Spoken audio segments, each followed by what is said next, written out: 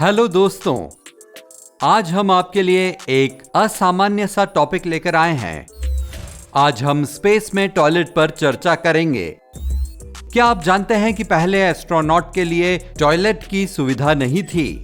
पहले अमेरिकी एस्ट्रोनॉट और स्पेस में पहुंचने वाले दूसरे इंसान एलन शेपर्ड ने खुद को काफी अजीब सिचुएशन में पाया। उनकी उड़ान बस 15 मिनट की थी, इसलिए इंजीनियर्स ने स्पेसक्राफ्ट में कोई टॉयलेट बनाया ही नहीं। उड़ान के तय समय से करीब 1 घंटा पहले शेपर्ड स्पेसशिप में अपनी सीट पर बैठ गए, लेकिन खराब मौसम और तकनीकी दिक्कतों की वजह से रॉकेट का लॉन्च 2 घंटे के लिए टल गया। सारा टाइम एलन शेपर्ड अपनी पीठ के बल स्पेसशिप में लेटे रहे। अचानक उन्हें टॉयलेट जाने की जरूरत महसूस हुई। उन्होंने इस बारे में ग्राउंड कंट्रोल से बात की, लेकिन एलन शेपर्ड इस काम के लिए रॉकेट से बाहर निकलते तो लॉन्च अनिश्चित काल के लिए टालना पड़ता। इस वजह से ग्राउंड कंट्रोल ने उन्हें रॉकेट से बाहर नहीं जाने दिया। उनके पास इकलौता ऑप्शन केवल रिलैक्स करने की कोशिश करना था। आखिर में उन्होंने अपने सूट में इस काम को अंजाम दिया। ये अच्छी बात थी कि उनका स्पेस सूट और अंदर के कपड़े कॉटन से बने थे, जिन्होंने आसानी से सारे लिक्विड को सोख लिया। इसकी वजह से एलन अपनी उड़ान आखिरकार पूरी कर पाए। हालांकि उनको अपने सूट के सेंसर को ऑफ करना पड़ा था। अगर वे गीले हो जाते तो उनमें शॉर्ट सर्किट हो सकता था। लेकिन स्पेस में जाने वाले पहले इंसान यूरी गगारिन रॉकेट के लॉन्च से पहले इस प्रॉब्लम को सॉल्व कर पाने में सफल हो गए थे। जब उन्हें बस से रॉकेट में ट्रांसपोर्ट किया गया तो रॉकेट पर पहुंचने से चंद मिनट पहले उन्होंने बस रुकवाकर रिलैक्स होने की जरूरत के बारे में बता दिया। इस तरह यूरी गगारिन ने अपनी लगभग 2 घंटे की उड़ान को सहज बना लिया। इसलिए याद रखें, लंबी दूरी पर जाने से पहले हमेशा रेस्ट रूम जरूर जाएं।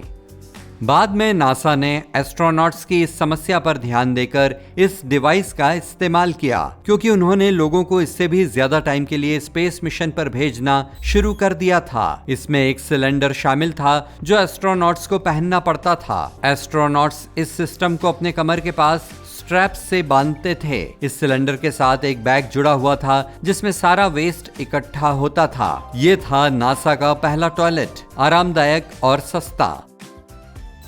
नासा ने एस्ट्रोनॉट्स की डाइट से भी एक्सपेरिमेंट करने की कोशिश की। इसमें डाइजेस्टिव प्रोसेस को स्लो करने और खाना खाने और पानी पीने के बीच टाइम को बढ़ाना शामिल था, ताकि वेस्ट बनने में वक्त लगे। एक एस्ट्रोनॉट जॉन ग्लैन ने इस तरीके को इस्तेमाल किया। धरती के आसपास उनकी उड़ान 5 घंटे की थी। एक स्पेशल डाइट और दवाइयों की मदद से एस्ट्रोनॉट इस जरूरी काम को लंबे समय तक रोकने में कामयाब रहा। उन्होंने अपना जरूरी काम धरती के एटमॉस्फेयर में फिर से दाखिल होने से ठीक पहले किया। जब वैज्ञानिकों ने इस वेस्ट को एनालाइज किया तो उन्होंने पाया कि इसका वॉल्यूम किसी एवरेज इंसान के ब्लेडर की होल्ड करने की क्षमता से 35% ज्यादा है। लेकिन एस्ट्रोनॉट्स ने इस हालत को लेकर कोई शिकायत नहीं की और कहा कि उनकी उड़ान काफी आरामदायक रही। अब एस्ट्रोनॉट्स स्टेशन या स्पेसक्राफ्ट के अंदर या आउटर स्पेस में वक्त बिताते हैं तो कई बार उन्हें 9 घंटे तक अपना स्पेस सूट पहनना पड़ता है। इसका मतलब है कि उड़ान के दौरान रेगुलर टॉयलेट का ऑप्शन मौजूद नहीं है। इस प्रॉब्लम का एक सिंपल सॉल्यूशन है डायपर्स। बेशक वे धरती पर बिकने वाले प्रोडक्ट से कहीं ज्यादा एडवांस्ड हैं, जिनमें एक स्पेशल एब्जॉर्बर कपड़े के अंदर सिला हुआ रहता है। ये एस्ट्रोनॉट की बॉडी को लंबे समय तक सूखा रख सकते हैं। जैसा कि आप सभी जानते हैं, मैं एक हाई स्कूल टीचर हूँ।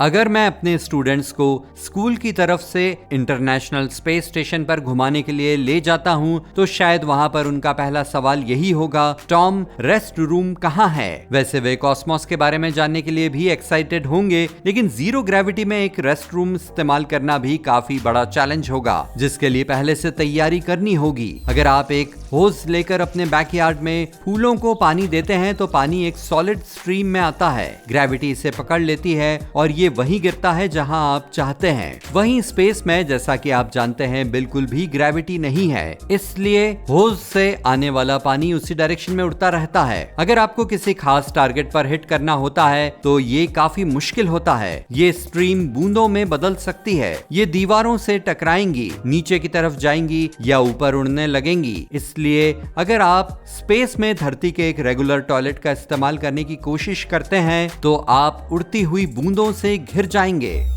इस प्रॉब्लम का सलूशन एक ऐसा फोर्स तैयार करना है जो वेस्ट को अट्रैक्ट करेगा। अगर ग्रेविटी ना हो तो वैक्यूम से काम चल जाएगा, ठीक वैसा जैसा एरोप्लेन के टॉयलेट्स में होता है। वहां पर फ्लश का बटन प्रेस करने के बाद आपको हमें एक गूंजती सी आवाज सुनाई देती है। ये एक फैन होता है जो वेस्ट टैंक से हवा को बाहर निकाल देता है। जब प्रेशर काफी कम होता है, नाली का होल खुल जाता है और सारा वेस्ट तुरंत खींच लेता है और इस तरह से इंटरनेशनल स्पेस स्टेशन में स्पेस टॉयलेट काम करता है, जहां पर आपको शुरू से ही एक वैक्यूम तैयार करना पड़ता है। इस तरह से होज वाटर एक स्ट्रीम बना लेता है। ये ग्रेविटी नहीं बल्कि फैन से अंदर खींची गई हवा की वजह से बनती है।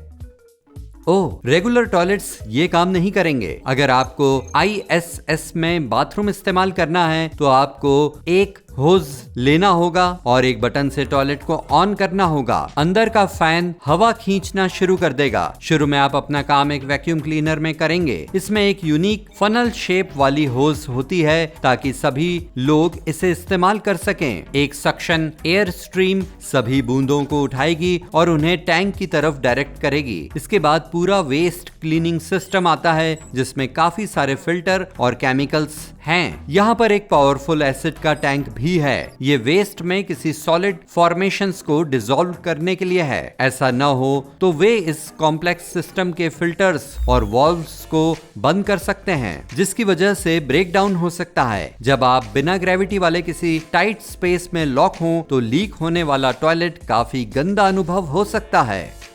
ये एसिड आसानी से कुछ मेटल्स को भी डिसॉल्व कर सकता है, इसीलिए स्पेस टॉयलेट का मटेरियल सुपर रेजिस्टेंट और काफी महंगे स्पेशल टाइटेनियम अलॉय से बनाया जाता है। साफ करने के बाद वेस्ट पीने के पानी में तब्दील हो जाता है। इसका मतलब है कि समय के साथ आप इसे फिर कचरे में तब्दील कर देंगे और फिर वही साइकिल रिपीट होगी। चिंता न करें, ये प्यूरिफिकेशन सिस्टम काफी अच्छे तरीके से काम करता है।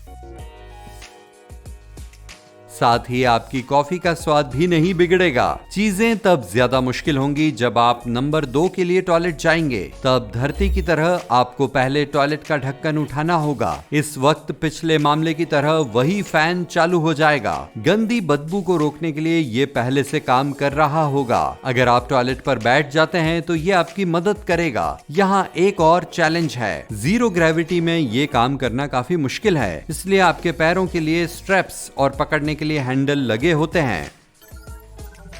फैन अपना काम करता है और आपका वेस्ट मटेरियल वेस्ट टैंक में चला जाता है। पेपर और टिश्यू भी वहीं चले जाते हैं। सॉलिड वेस्ट का हर पोर्शन एक बैग में जाता है और सील हो जाता है। इसके बाद सिस्टम इन वेस्ट बैग्स को एक स्पेशल कनस्तर में भेज देता है। इन कनस्तरों को तब तक ISS में स्टोर करके रखा जाता है जब तक कोई कार्गो स्पेसक्राफ्ट वहां नहीं आता। एस्ट्रोनॉट्स को खाने और पानी की सप्लाई और साइंटिफिक इक्विपमेंट मुहैया कराए जाते हैं। इसके बाद वे कार्गो स्पेसक्राफ्ट में इंसानी वेस्ट और दूसरे कचरे के कनस्तरों को लोड कर देते हैं। इसके बाद ये अनडॉक होता है और धरती के लिए निकल जाता है। लेकिन ऊपरी एटमॉस्फेयर में हवा के साथ फ्रिक्शन होने पर कार्गो स्पेसशिप पूरी तरह से जल जाती है, तो सारा वेस्ट धरती की सतह पर पहुंचने से पहले ही खत्म हो जाता है।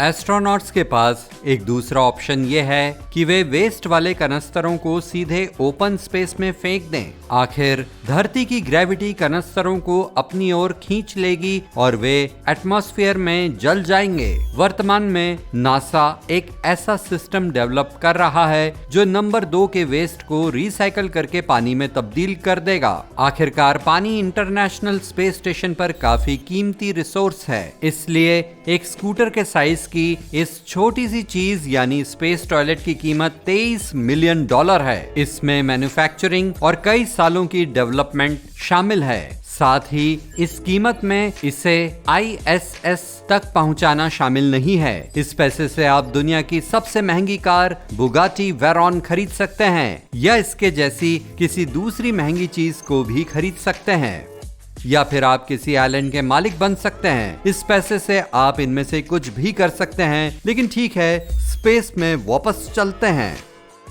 ये सफर एक लॉन्च पैड से शुरू होता है। जो रॉकेट ISS को कार्गो डिलीवर करेगा वो असेंबल हो चुका है। इग्निशन, रॉकेट के इंजन ऑन होते हैं। वे हर सेकंड सैकड़ों पाउंड फ्यूल जलाते हैं। रॉकेट ऊपर जाता है और जब सारा फ्यूल खर्च हो जाता है, रॉकेट की पहली स्टेज उससे अलग हो जाती है। ये धरती पर वापस लौट आता है और सॉफ्ट लैंडिंग करता है। रिफ्यूलिंग के बाद बूस्टर को फिर से इस्तेमाल किया जा सकता है। एक बार जब बूस्टर अलग हो जाता है तो रॉकेट की सेकंड स्टेज इंजन को फायर करती है और भी ज्यादा फ्यूल जलता है ताकि रॉकेट ISS की ऊंचाई यानी समुद्र के लेवल से लगभग 250 मील तक पहुंच सके। एक बार ऑर्बिट में पहुंचने पर कार्गो स्पेसक्राफ्ट ISS के साथ जुड़ जाता है। लीजिए, हो गया, स्पेस टॉयलेट डिलीवर हो गया। लेकिन एक बूस्टर रॉकेट को लॉन्च करने की कीमत $50 मिलियन के लगभग है। जैसे फैल्कन 9 हम मंगल पर लोगों को भेजने की योजना बना रहे हैं, इसलिए